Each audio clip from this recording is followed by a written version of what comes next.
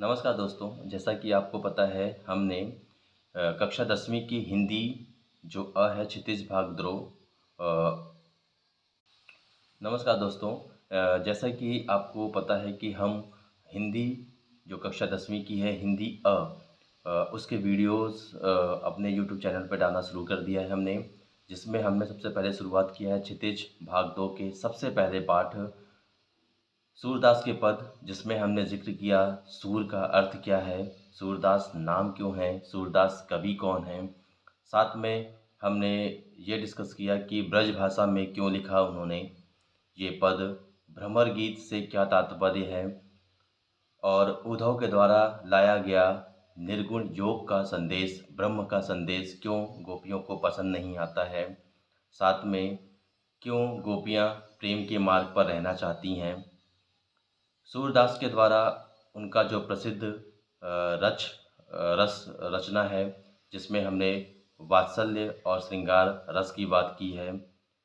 वात्सल्य में जो माता पिता का प्रेम बच्चों के साथ और प्रेमी प्रेमिका का प्रेम जो कि श्रृंगार रस से संबंधित है, जिसमें श्री कृष्ण और गोपियों की बात की गई है, उस पे हमने गहन अध्ययन किया है। और साथ में भ्रमर गीत बनने का कारण सूरदास के द्वारा रचित जो ग्रंथ हैं सूरसागर, साहित्य लहरी और सूरसारावली में से सूरसागर जो कि सबसे अधिक पॉपुलर होता है, सूरसागर के ही एक अंश भ्रमर गीत का जिक्र किया गया है, जिसके 4 पद आपकी कक्षा में दिए गए हैं।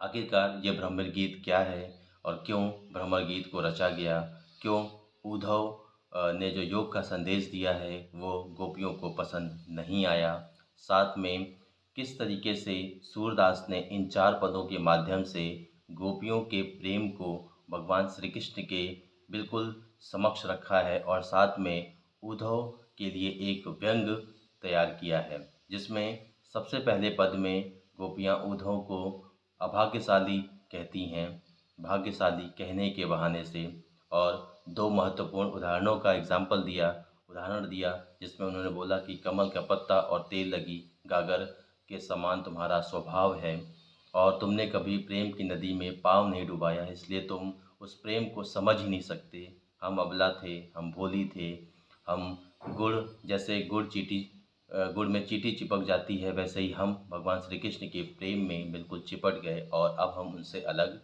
नहीं हो पा रहे हैं। तो डिटेल में आप इस वीडियो को देख पाएंगे मेरे यूट्यूब चैनल पे। धन्यवाद।